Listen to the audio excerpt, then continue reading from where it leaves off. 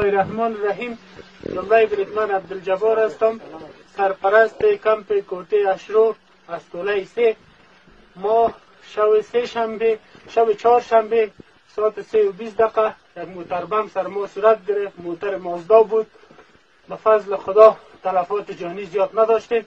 یک 4 نفر زخمی داریم و تا به می لحظه که امروز روز یک شنبه است، دوشنبه است، نمیفهمم، تاریخ 27 است، به ما نه کمک هوایی رسیده نه زمینی رسیده. یک 2 مرتبه به ما طیاره خواست که نشست کنه.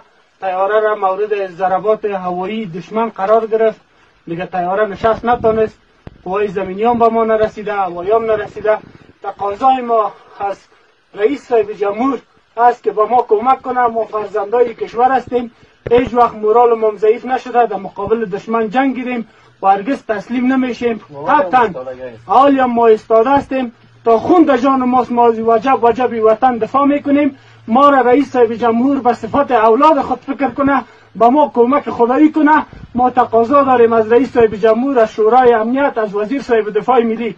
4 نفر زخمی داریم، در پشت سر خو هستند. کلگی از یا وضعیتشان خراب است.